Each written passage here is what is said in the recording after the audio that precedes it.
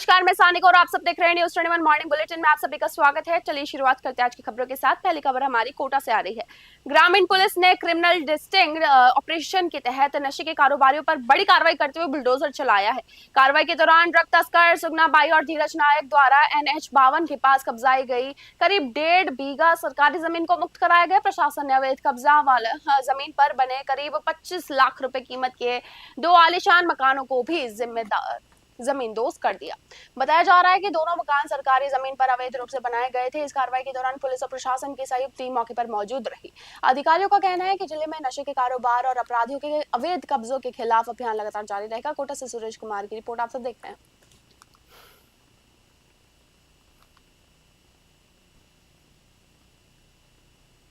जिले के सांगो क्षेत्र के गोपालपुरा गांव में वंदे गंगा जल संरक्षण जन अभियान के तहत अमृत सरोवर पर श्रमदान कार्यक्रम आयोजित किया गया। इस दौरान संभागीय आयुक्त अनिल कुमार अग्रवाल और जल ग्रहण विकास निदेशक कल्पना अग्रवाल ने स्वयं श्रमदान कर अभियान में भाग लिया। कार्यक्रम के दौरान अधिकारियों ने भविष्य के जल संकट को देखते हुए जल संरक्षण को जन आंदोलन बनाने का आह्वान किया।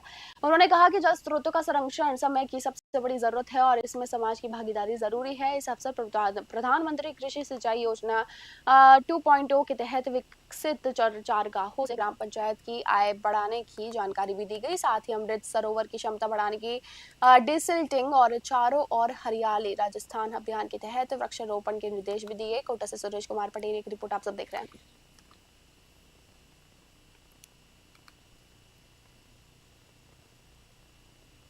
जिले के उनियारा क्षेत्र में रोडवेज बस सेवा बंद होने से नाराज ग्रामीणों का गुस्सा सड़क पर फूट पड़ा है। चौरू गांव में लोगों ने टोंक सवाई माधोपुर नेशनल हाईवे 116 पर जाम लगाकर प्रशासन के खिलाफ जोरदार प्रदर्शन किया। इस दौरान करीब 2 घंटे तक हाईवे पर यातायात पूरी तरह बाधित रहा। ग्रामीणों का आरोप है कि पिछले 1 साल से रोडवेज बसें चोरू गाँव के अंदर नहीं आ रही है और सीधे हाईवे बाईपास से गुजर रही है। इसकी वजह से गाँव के बच्चों, बुजुर्गों और महिलाओं को आवागमन में भारी परेशानी का सामना करना पड़ रहा है। सूचना मिलने पर उनियारा सीओ आकांक्षा चौधरी और अलीगढ़ थाना पुलिस मौके पर पहुंची। अधिकारियों ने ग्रामीणों से बातचीत कर उनकी समस्याएं सुनी और जल्द बस सेवा बहाल करने का आश्वासन दिया। प्रशासन के आश्वासन और समझाइश के बाद ग्रामीणों ने करीब 2 घंटे बाद जाम समाप्त कर दिया, जिसके बाद हाईवे पर यातायात सामान्य हो गया। हालांकि ग्रामीणों ने चेतावनी दी है कि अगर जल्द बस सेवा बहाल नहीं हुई तो आंदोलन फिर से तेज किया जाएगा। उनियारा से राजेश सेन की रिपोर्ट।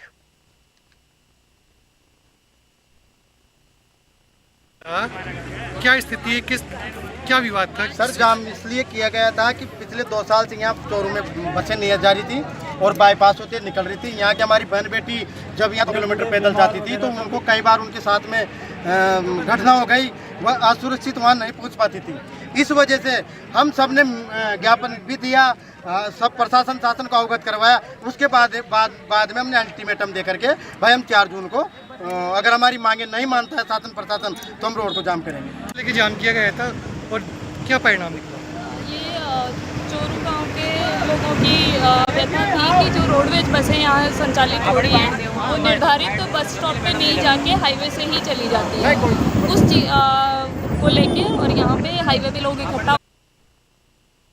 कोटा ग्रामीण पुलिस अधीक्षक सुजीत शंकर के नेतृत्व में रामगंज थाने के विशेष जनसुनवाई कार्यक्रम आयोजित किया गया। इस दौरान थाना परिसर में पहुंचे करीब 25 से 30 लोगों ने अपनी समस्याएं रखी, जिनमें से 6 से 8 शिकायतों का मौके पर ही निस्तारण कर दिया गया। जनसुनवाई से पहले एसपी ने रामगंज मंडी थाने का निरीक्षण किया और वहां की व्यवस्थाओं की बारीकी से समीक्षा की।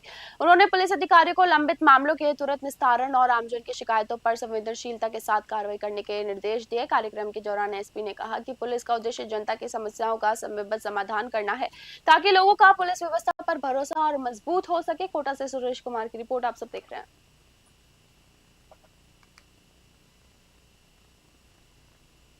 धौलपुर शहर के सदर थाना क्षेत्र में तोर गांव के पास अज्ञात वाहन की टक्कर से बाइक सवार एक किशोर की मौत हो गई है, जबकि उसका साथी गंभीर रूप से घायल हो चुका है। जानकारी के अनुसार वीरपुर निवासी 17 वर्षीय प्रेम सागर और नवल सिंह किसी काम से धौलपुर आए थे। काम पूरा करने के बाद दोनों बाइक से अपने गांव लौट रहे थे, तभी तोर गांव के पास किसी अज्ञात वाहन ने उनकी बाइक को टक्कर मार दी। हादसे में दोनों गंभीर रूप से घायल हो गए। सूचना मिलने पर पुलिस मौके पर पहुंची और दोनों को जिला अस्पताल धौलपुर भिजवाया गया, जहां डॉक्टरों ने प्रेम सागर को मृत घोषित कर दिया, जबकि नवल सिंह का इलाज अभी जारी है। पुलिस ने शवों को मोर्चरी में रखवाकर परिजनों को सूचना दे दी है और अज्ञात वाहन की तलाशी शुरू कर दी है। मृतक की मौत से गांव में शोक की लहर है। धौलपुर से संजय कसाना की रिपोर्ट। जयपुर दक्षिण पुलिस ने बड़ी सफलता हासिल करते हुए महज 48 घंटों में चेन स्नैचिंग की वारदात का खुलासा कर दिया है और मुख्य आरोपी अनिकेत रावत को गिरफ्तार कर लिया है। सोडाला थाना क्षेत्र में मंदिर से लौट रही एक बुजुर्ग महिला को सड़क पर पटक कर करीब 24 लाख रुपए से अधिक कीमत की सोने की चेन लूट ली गई थी। घटना के बाद पुलिस उपायुक्त राजश्री राज के निर्देशन में विशेष टीम को गठित किया गया। पुलिस ने करीब 500 से अधिक सीसीटीवी फुटेज की जांच कर आरोपी की पहचान की और मध्य प्रदेश के मुरैना से उसे गिरफ्तार कर लिया। गिरफ्तारी के दौरान आरोपी ने भागने का प्रयास काफी किया, जिसमें वह घायल हो गया। मामले में चोरी की चेन खरीदने वाले महेश गुप्ता और राजेंद्र अग्रवाल को भी गिरफ्तार किया गया है। पुलिस जांच में सामने आया कि आरोपी पहले भी महिलाओं को निशाना बनाकर चेन स्नैचिंग की कई वारदातों को अंजाम दे चुका है। कार्रवाई में पुलिस टीम की महत्वपूर्ण भूमिका रही। जयपुर से एहसान खान की रिपोर्ट आप सब देख रहे हैं।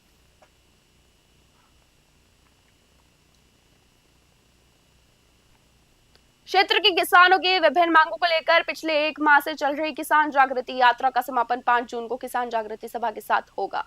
सभा का आयोजन शाम 5 बजे आड़ा गेला बालाजी मंदिर परिसर में किया जाएगा, जिसमें क्षेत्र के दर्जनों गांव के किसान भाग लेंगे। सभा में शुगर मिल के संचालन, नहरी पानी की नियमित आपूर्ति, डीएपी खाद की उपलब्धता सहित किसानों से जुड़े अन्य महत्वपूर्ण मुद्दों पर चर्चा की जाएगी। किसान नेताओं का कहना है कि लंबे समय से लंबित मांगों को लेकर किसानों में आक्रोश है और अब सामूहिक रूप से आगे की रणनीति तय की जाएगी। सभा के दौरान किसानों की समस्याओं और मांगों को लेकर सरकार के नाम ज्ञापन भी सौंपा जाएगा। आयोजकों ने अधिक से अधिक किसानों से सभा में शामिल होकर अपनी आवाज बुलंद करने की अपील की है। केशव राय पाटन से सुनील मेघवाल की रिपोर्ट।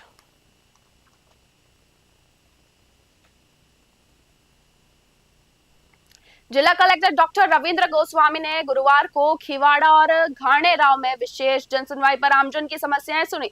खिवाड़ा में आयोजित शिविर में 700 से अधिक ग्रामीणों ने भाग लिया। शिविर में प्राप्त 80 परिवेदनों में से कम 65 को मौके पर ही निस्तारण कर लोगों को राहत प्रदान की गई। जनसुनवाई के दौरान पेयजल, बिजली, राजस्व, भूमि रूपांतरण, पेंशन और अतिक्रमण से जुड़े मामलों की सुनवाई भी की गई। कई पात्र लोगों को पट्टे भी वितरित किए गए, जिससे उनके चेहरों पर खुशी साफ नजर आई। वहीं घाणेराव में भी ग्रामीणों के विभिन्न समस्याओं का समाधान किया गया। जिला कलेक्टर ने शेष लंबित मामलों के शीघ्र निस्तारण के लिए संबंधित अधिकारियों को आवश्यक निर्देश दिए।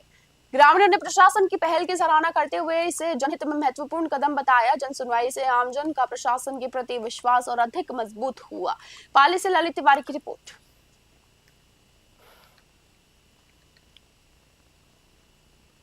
जोटवाड़ा क्षेत्र स्थित जगन्नाथपुर इलाके में गुरुवार शाम एक दर्दनाक हादसा हो गया, जिसमें 1 साल के मासूम बच्चे की जान चली गई। ये घटना लापरवाही और तेज रफ्तार वाहन चलाने का नतीजा बताई जा रही है। जानकारी के अनुसार शाम करीब 4:30 बजे बच्चा अपने नानी के घर से बाहर खेल रहा था।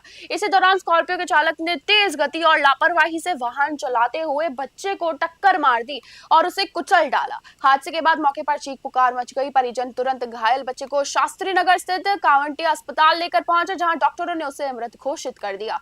सूचना पर पुलिस मौके पर पहुंची और स्कॉर्पियो को जब्त कर चालक को हिरासत में ले लिया है। मामले की जांच हेड कांस्टेबल सज्जन सिंह को सौंपी गई है। पुलिस ने केस दर्ज कर आगे की कार्रवाई शुरू कर दी है। मासूम की मौत से पूरे इलाके में शौक का माहौल और स्थानीय लोगों ने आरोपी चालक के खिलाफ सख्त कार्रवाई की मांग भी की है। जयपुर से सलीम खान की रिपोर्ट।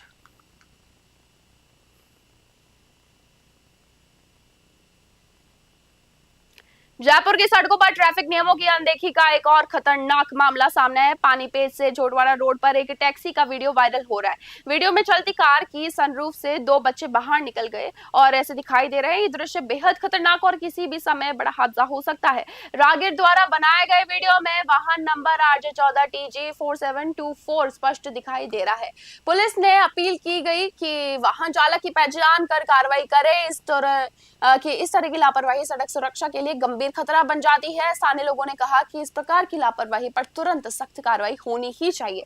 जयपुर पुलिस से उम्मीद जताई जा रही है कि वायरल वीडियो और नंबर प्लेट के आधार पर आरोपी चालक को जल्द चिन्हित कर कानूनी कार्रवाई की जाए और जिससे भविष्य में ऐसी घटनाओं पर रोक लगा सके। जयपुर से सलीम खान की रिपोर्ट।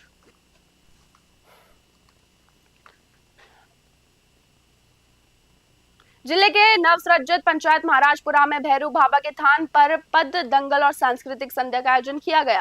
कार्यक्रम में मुख्य अतिथि के रूप में सिकराय विधायक विक्रम बंसीवालपुर, प्रदेश मंत्री नीलम गुर्जर, जिला महामंत्री कमलेश जोशी सहित कई जनप्रतिनिधि मौजूद रहे। सांस्कृतिक कार्यक्रम में कलाकारों के गीतों के साथ क्षेत्र की समस्या और मांगे विधायक के सामने रखी। ग्रामीणों ने सड़क, पानी और अन्य बुनियादी सुविधाओं से जुड़ी मांगे भी उठाई। इस दौरान विधायक विक्रम बंसीवाल ने भेरू बाबा स्थान पर पानी के लिए एक बिंदु व्यवस्था, गांव से थान के लिए 300 मीटर सीसी रोड और हाई मास्क लाइट लगाने की घोषणा भी की। उन्होंने कहा कि क्षेत्र को कोई भी व्यक्ति सीधे उनसे मिल सकता है और अपनी समस्या बता सकता है उन्हें।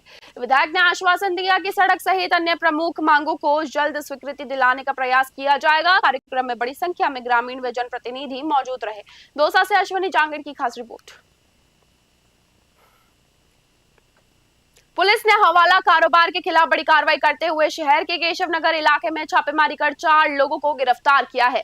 पुलिस ने मौके से 33,62,623 रुपए की संदिग्ध नकदी बरामद की है।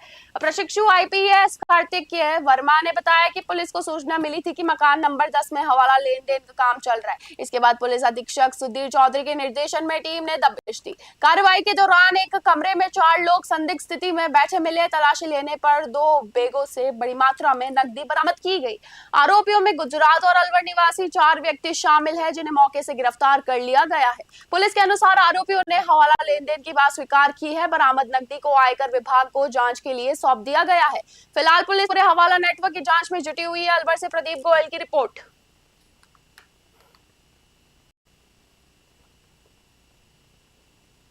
ये जो कार्रवाई है ये इस तरीके से है कि दिनांक 3/6/2026 को सूचना मिली कि कोतवाली थाना क्षेत्र में सुनते ही नहीं यार, कर क्या रहे अवैध हैं? आर्थिक गतिविधि और हवाले का पैसा मिल सकता है। इस सूचना पे थाना अधिकारी अरे सर, कोतवाली रमेश सैनी जी, मैं टीम वहाँ पे पहुँचे और मौके पे उन्होंने पहुँच करके देखा कि 4 लोग एक किराए के कमरे में बैठे हैं, जहाँ पे 2 बैग हैं उनके पास।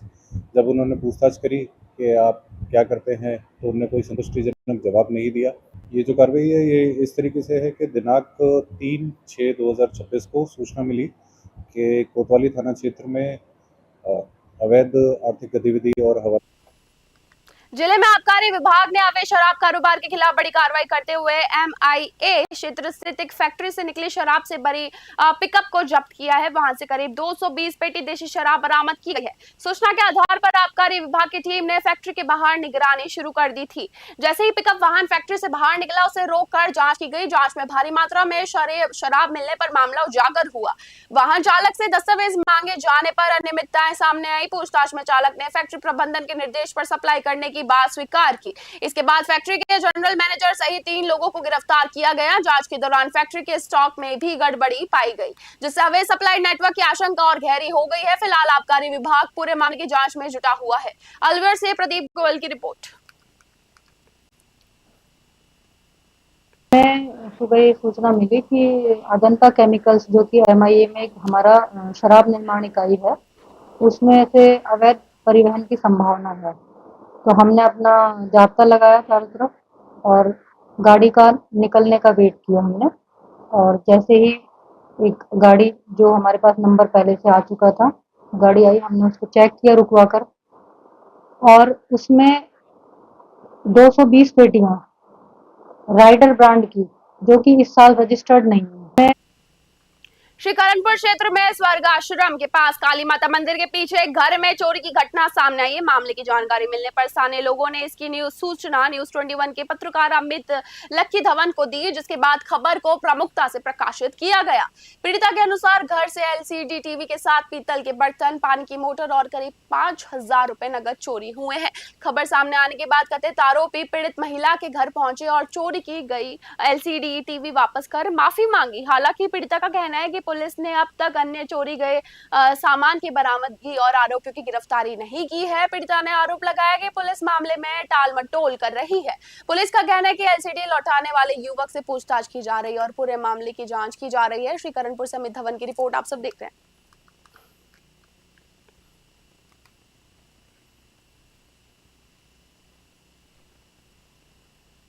भगवान परशुराम शोभा यात्रा समिति की बैठक भगवान Parshuram charitable trust Machkund road पर आयोजित की गई। बैठक में निर्णय लिया गया कि भगवान परशुराम जन्मोत्सव के अवसर पर 22 जून 2026 को भव्य शोभा यात्रा निकाली जाएगी। शोभा यात्रा महात्मा नंद की बगीची पुराना शहर से प्रारंभ होकर नगर के प्रमुख मार्गों से गुजरेगी। आयोजन में प्रसिद्ध कथा प्रवक्ता देवकी नंदन और ठाकुर विशेष रूप से उपस्थित रहेंगे। समिति संयोजक पंडित हरिनिवास प्रधान ने बताया कि शोभा यात्रा में आकर्षक झांकियां, भजन मंडलियां, बैंड बाजे, अखाड़ों के प्रदर्शन और सांस्कृतिक प्रस्तुतियां मुख्य आकर्षण होगी।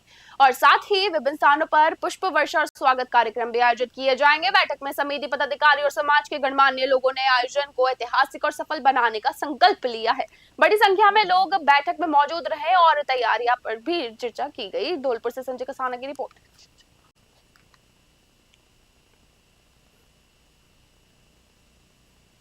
सदस्य और अन्य विप्र बंधु यहाँ उपस्थित हुए। कार्यक्रम की रूपरेखा तय हुई। हमारी व्यवस्था फद्दी के वो माधवानंद की बगीची से शुरू होकर के और जो पुराना रूट है शोभा यात्रा का, उसी यात्रा से शोभा यात्रा शुरू होगी। मॉर्निंग बुलेटिन में बस इतना ही। देखते रहिए न्यूज़ 21। धन्यवाद।